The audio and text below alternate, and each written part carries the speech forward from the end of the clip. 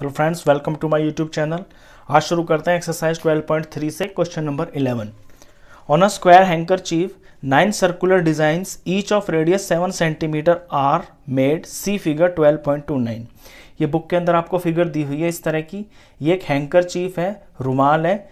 इसके अंदर 7 centimetre radius के 9 सर्कुलर डिजाइंस बने हुए हैं। देखिए आप 1 2 3 4 5 6 7 8 9 ये सर्कुलर डिजाइंस हैं।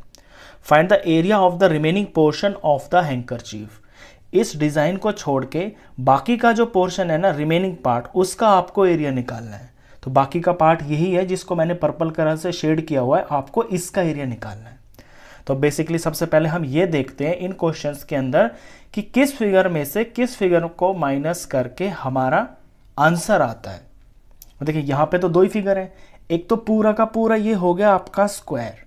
अगर स्क्वायर में से मैं ये 9 सर्कुलर डिजाइंस को माइनस कर देता हूं, यानी कि 9 सर्कल्स को माइनस कर देता हूं इनके एरिया को, तो मुझे मेरा आंसर मिल जाएगा, शेडेड पार्ट मिल जाएगा। तो बेसिकली कितना सिंपल सा है ये। लैंग्वेज में लिखते हैं पहले इसको। एरिया ऑफ शेडेड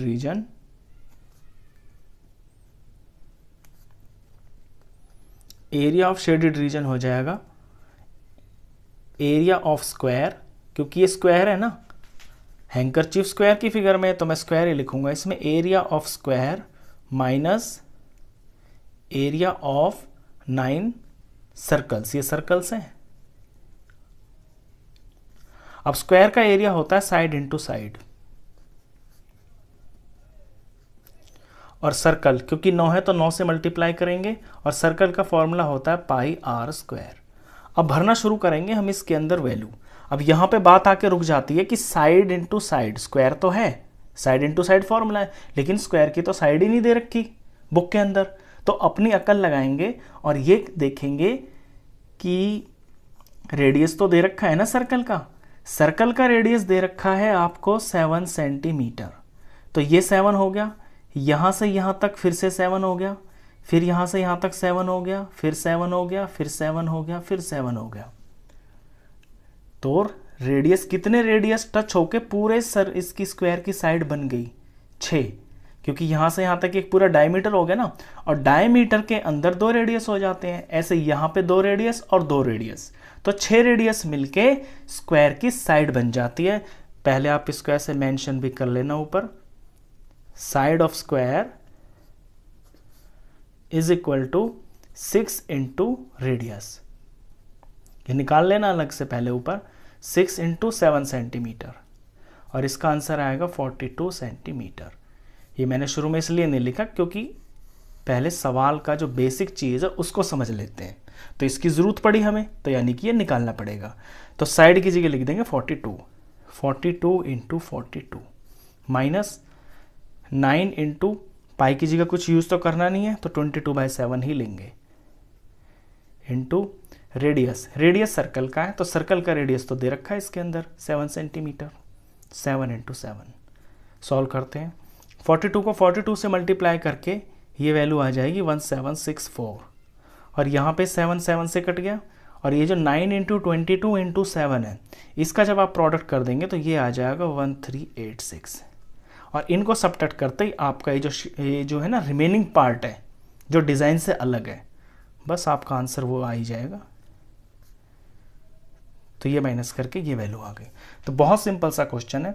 स्क्वायर में से 9 सर्कल को माइनस कर दिया, जो रिमेनिंग पोर्शन है उसका एरिया आ गया। चलिए इसके बाद करते हैं क्वेश्चन नंबर 12। क्वेश्चन 12 की फिगर दिख रही होगी आपको, बुक से क्वेश्चन पढ़ते हैं। इन फिगर 12.30 ये फिगर है, इसके अंदर OACB, OAC और B is a quadrant of a circle. ये एक सर्कल का क्वाड्रेंट है विद सेंटर O, जिसका सेंटर O है, एंड रेडियस 3.5 सेंटीमीटर। तो इसका जो रेडियस है ना, ये रेडियस 3.5 सेंटीमीटर है, और ये किसी सर्कल का क्वाड्रेंट है। क्वाड्रेंट होता है सर्कल का 1/4 पार्ट, जैसे कि ये हो गया, और इसका सेंटर है O, और इसका radius 3.5 centimetre. If OD is equal to 2 centimetre, और यहाँ पे O से D तक की जो लेंथ है ना, ये वाली, ये 2 सेंटीमीटर है। Find the area of the तो एरिया बताइए। नंबर 1 पे है क्वाड्रेंट OACB, मतलब OACB, इसका आपको एरिया बताना है, ये नंबर 1 पे है।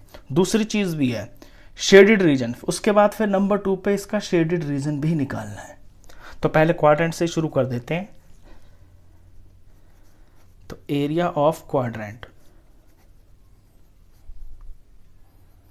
मैंने बताया क्योंकि जो क्वाड्रेंट होता है वो सर्कल का 1/4 पार्ट होता है, तो इसमें डायरेक्ट फॉर्मूला लगा देते हैं 1/4 पाई r स्क्वायर। तो ये हो गया 1/4, पाई की जगह 22/7 लेते हैं, क्योंकि बुक में कुछ यूज करने के लिए दिया नहीं हुआ तो फिर हम ये लेते हैं, इनटू रेडियस दे रखा है इसका। ये रेडियस यहाँ से यहाँ तक ही है, क्योंकि ये तो पूरा हो गया ना, और यहाँ से यहाँ तक ये 3.5 है, रेडियस है 3.5 इंटू 3.5। अब इसे सॉल्व करते ही क्वाड्रेंट का एरिया आ जाएगा। कुछ कट रहा है तो काट लेते हैं। देखिए 7 और 3.5 कट रहे हैं आपस में, 3.5 का डबल 7 होता है। अगर हम 3.5 का टेबल पढ़ें तो 3.5 1 जार 3.5 और 3.5 2 जार 7, तो इस तरह से कट गया। यहाँ पे ये 2 इससे कट गया, 2 1 जार और ये 2 11 जार। तो ऊपर ऊपर तो वैल्यू आ गई 11 और 3.5। 11 को 3.5 से मल्टीप्लाई कर देंगे, यानी इस तरह से जब करेंगे तो 385 आ जाएगा, और पॉइंट लगा देंगे यहाँ पे, क्योंकि एक अक्षर छोड़ के पॉइंट लगा हुआ है ना। तो ये वैल्यू आ गई 38.5, और नीचे है 4, इसको 4 से डिवाइड कर देंगे, ये वैल्यू आएगी 9.625। क्वेश्चन सेंटीमीटर में है तो सेंटीमीटर का स्क्वायर। ये डिवाइड वगैरह तो आप कर ही लेते हैं, तो ये कोई ज़्यादा समझाने की चीज़ नहीं है। बेसिकली क्वेश्चन का क्या है वो चीज़ समझना ज़रूरी है। एडिशन, सब्ट्रैक्शन, मल्टीप्लिकेशन, डिवीजन, ये तो आपके लिए चुटकियों का खेल है। ठीक है, सेकंड में कहा है कि शेडेड पार्ट का एरिया भी निकालिए। अब जब भी ये शेडेड पार्ट आता है ना, तो सबसे पहले ये देखा जाता है कि किस फिगर में से कौन सी फिगर को हटाने से हमारा शेडेड पार्ट आ जाता है। अब यहाँ पे फिगर पे ध्यान दीजिए, टोटल जो फिगर है वो तो क्वाड्रेंट है, टोटल फिगर क्वाड्रेंट है। अगर इस क्वाड्रेंट में से मैं, ये जो व्हाइट वाला मुझे फिगर दिख रहा है ये ट्राइंगल है, अगर इस ट्राइंगल को मैं माइनस कर देता हूँ तो मेरा आंसर आ जाएगा। तो बस शेडेड पार्ट के लिए यही लैंग्वेज लिखनी है, area of shaded region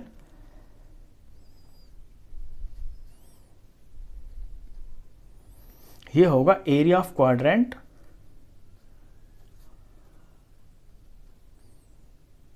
minus area of ये वाला triangle, area of triangle, triangle का नाम भी लिख देते हैं BOD।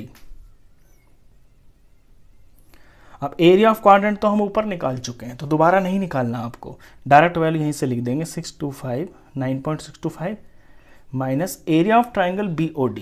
अब BOD पे आप ध्यान दीजिए, एक तो ये नंबर 1 कि ये क्वाड्रेंट है। जब ये क्वाड्रेंट है तो क्वाड्रेंट का जो एंगल होता है ना वो 90 डिग्री होता है, ये 90 डिग्री हो गया। अब ये ट्राइंगल है और 90 डिग्री का है, तो ये तो राइट ट्राइंगल हो गया। राइट ट्राइंगल का फॉर्मूला होता है हाफ बेस इंटू हाइट। अब इसमें किसी को या बेस मान लो, किसी को या हाइट मान लो, मतलब हमारा उनकी साइड से है, यानी हाफ BO इंटू OD।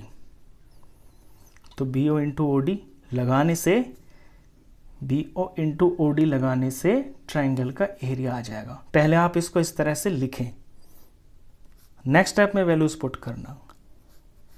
तो ये हाफ हो गया, BO वैल्यू इसमें, ये रेडियस है तो 3.5, OD बुक में दिया हुआ है 2।